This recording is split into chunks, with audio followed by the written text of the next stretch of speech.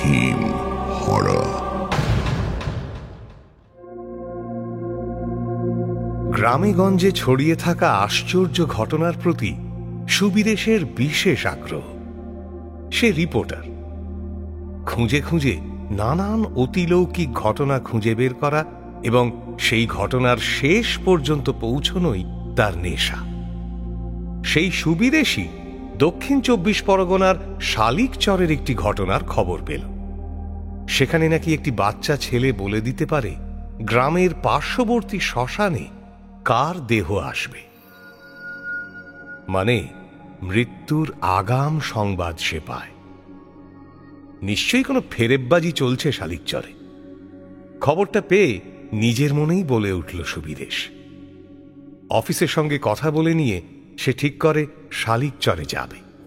সেখানে গিয়ে দেখবে আসল ঘটনা কি ঘটছে সেই গ্রামে। গ্রামে শীতের কামড় শহরের চেয়ে অনেক গুণ বেশি।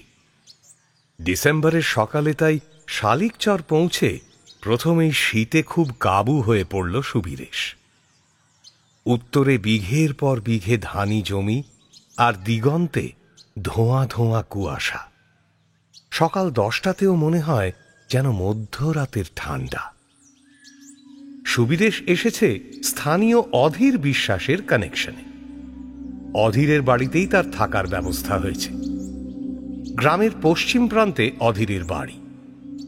গ্রাম্য দারিদ্র্যের চিহ্ন বাড়ির সর্বত্র। টালির বাড়ির ইতিউতি ছড়িয়ে আছে খড়, বাইরের দিকে ভাঙা বেড়ার পাঁচিল, আর তার সঙ্গে ততোধিক ভাঙা দরজা। গ্রামে ইলেকট্রিকের বাতি জ্বলে না। রাত হলে সম্বল হ্যারিকেনের আলো। অধীরের বাড়ির দাওয়ায় বসে বসে বেশ রেলা নিয়ে জিজ্ঞেস করল সুবিদেশ, কেসটা কি কাকা? অধীর জবাব দেয়, কেসটা সিরিয়াস। তোমরা বিশ্বাস করতে চাও না, কিন্তু সত্যি বলছি, আশেপাশের বেশ কয়েকটা গ্রামের লোকও এখন বিশ্বাস করতে শুরু করেছে। ছেলেটা সত্যিই মৃত্যুর আগাম খবর পায়। সুবিদেশ বলে ওঠে, যত ধান্দাবাজি। আচ্ছা, কেউ কোনোদিন মৃত্যুর খবর আলাদা করে বলতে পারে? ভগবান নাকি? অধীর বলে, বিশ্বাস না হয় চলো, নিজের চোখেই দেখে আসবে, চলো। অদিতদা, অদিতদা, ও অদিতদা। কথাটা বলতে না বলতেই দেখা যায় একটা ছোকরা গোছের ছেলে দূর থেকে অধীরকে ডাকতে ডাকতে দৌড়ে আসছে। অধীর বলে ওঠে, কি হলো আবার? অদিতদা, অদিতদা, আবার বীরেশ্বরের ছেলেটা বলছে নাকি আজকে গিরিধারীর জ্যাঠতো স্ত্রী মারা যাবে। অধীর বলে, ওই দেখো। সুবিদেশ ভাবে, যাক, হাতে কলমে প্রমাণ পাওয়া যাবে এবার। অধীর এক ঝটকায় সুবিদেশকে বলে, চলো চলো, নিজের চোখেই দেখবে সব, চলো। অধীর গ্রামের মোড়ল গোছের একটি লোক। শহরের সঙ্গে যোগাযোগ আছে বলে তাকে মান্যি করে চলে সবাই। সুবিদেশকে নিয়ে অধীর সাইকেলে করে রওনা দিল বীরেশ্বরদের বাড়ির দিকে। পথেই গিরিধারীর ঘর। সেখানে কি কাণ্ড ঘটছে এই খবর পাওয়ার পর সেটাও দেখে নেওয়া যাবে এই ফাঁকে। গিরিধারীর বাড়ির সামনে আশপাশের বাড়িঘরের মেয়ে বউদের ভিড়। গিরিধারীর ছেলে বউ এখন থেকেই কান্না ধরেছে। ছেলেটা যত বোঝাচ্ছে এসব বুঝলো কি মায়ের কিচ্ছু হবে না, কিন্তু কে শোনে কার কথা।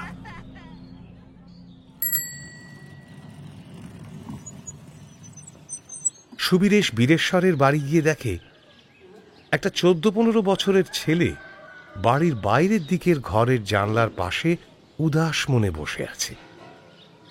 আর বাড়ির দাওয়ায় সম্ভবত তার মা বাবা মাথায় হাত দিয়ে বসে আছে আশঙ্কিত চোখে। আর তাদের ঘিরে জনাদশেক লোক নানাবিধ কথা বলে চলেছে। অধীর সুবিদেশকে চোখের ইশারায় বোঝায় কোনো প্রশ্ন থাকলে সে করতে পারে। সুবিদেশ এগিয়ে গিয়ে বীরেশ্বরকে জিজ্ঞেস করে, নমস্কার বীরেশ্বরবাবু, আমি কলকাতা থেকে আসছি, রিপোর্টার। এই দেখুন আমার কার্ড।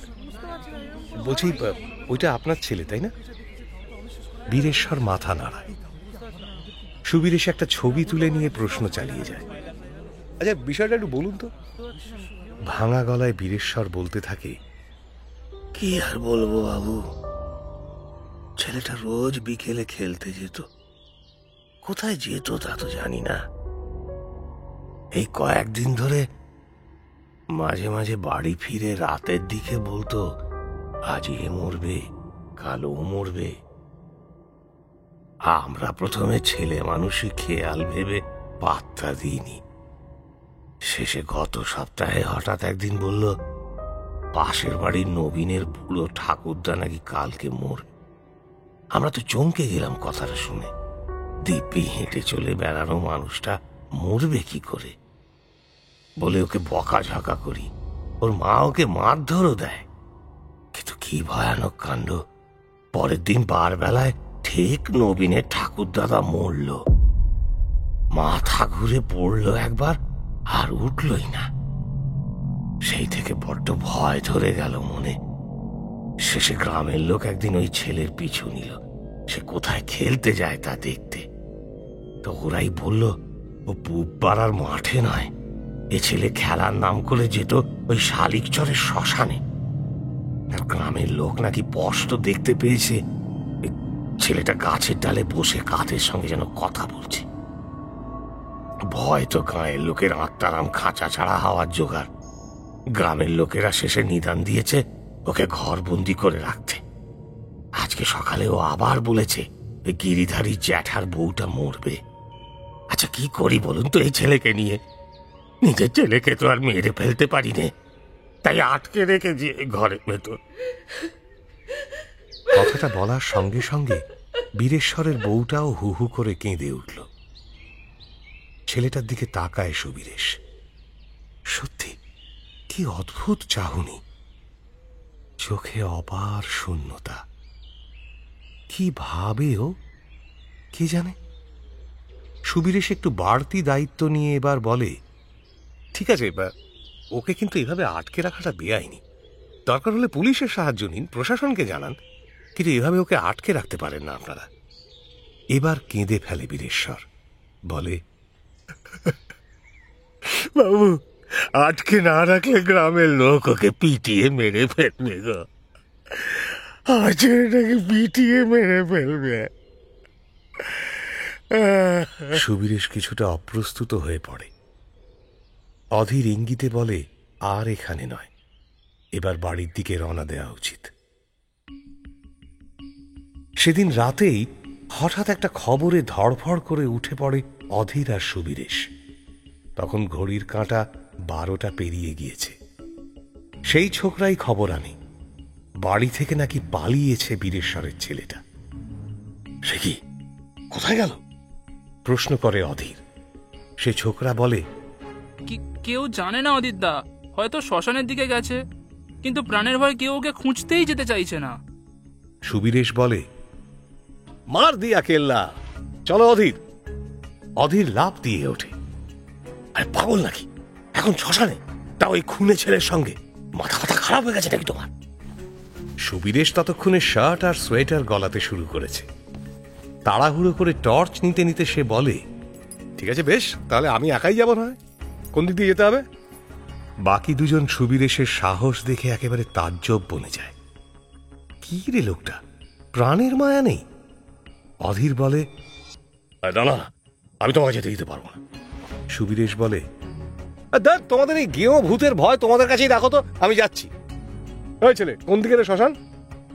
ছেলেটা অবাক চোখে আঙুল তুলে পূর্ব দিকে ইঙ্গিত করে, বলে, ওই তো সোজা ওই দিকে। একটা লাফ দিয়ে বাড়ি থেকে বেরিয়ে যেতে যেতে সুবীরেশ চেঁচিয়ে বলে, টাটা। মধ্যরাতে গ্রামের চেহারাটা বিকট। ভূতপ্রেত থাক বা না থাক, এত রাতে অন্ধকার আর চাঁদের আলো মিলিয়ে সবকিছুকেই যেন ভুতুড়ে মনে হয়। প্রায় আধ ঘন্টা হেঁটে গ্রামের বসতি ছেড়ে একটা খোলা মাঠের কাছে এসে পড়ে সুবীরেশ।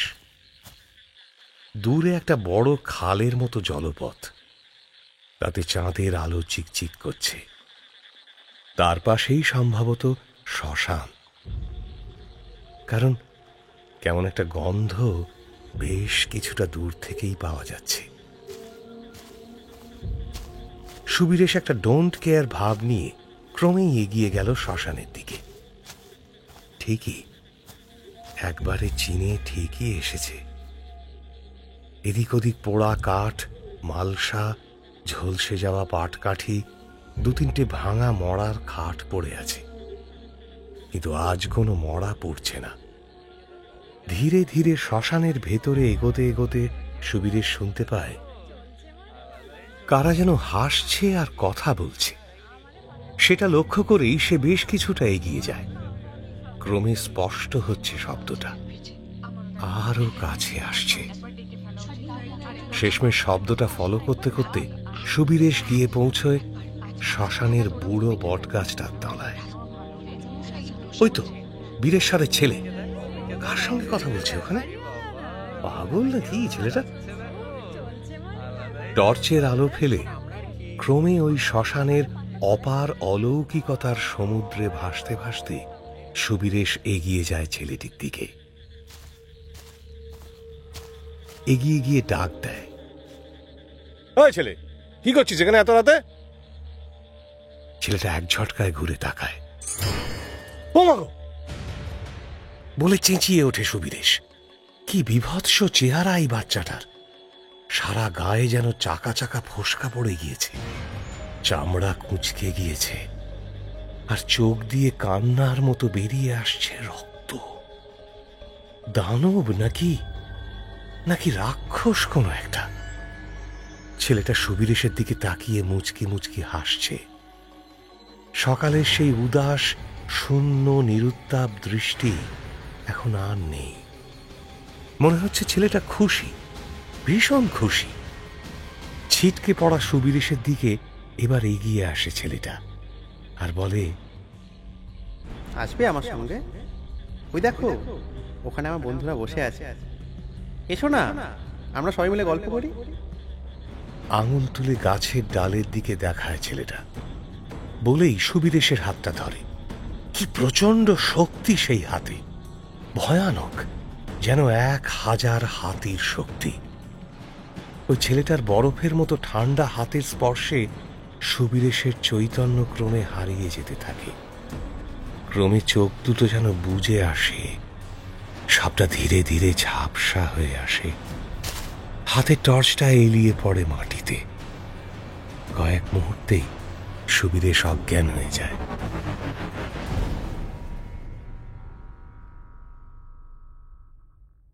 পরের দিন যখন সুবীরেশের জ্ঞান আসে, তখন সে অধীরের বাড়ির দাওয়ায়।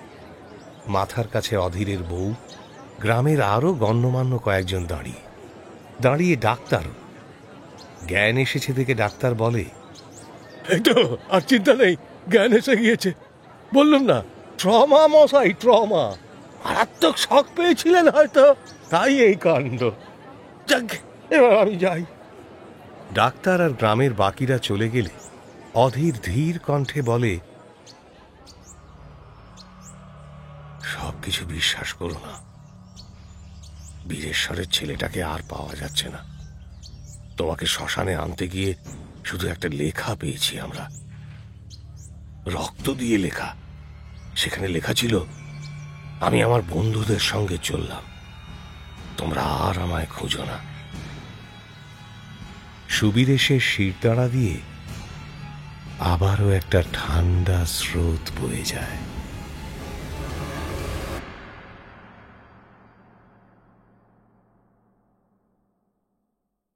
হাড়হিম হরর আপনারা শুনতে পারেন এক্সক্লুসিভলি মির্চি বাংলার ইউটিউব চ্যানেল এবং গানা অ্যাপে।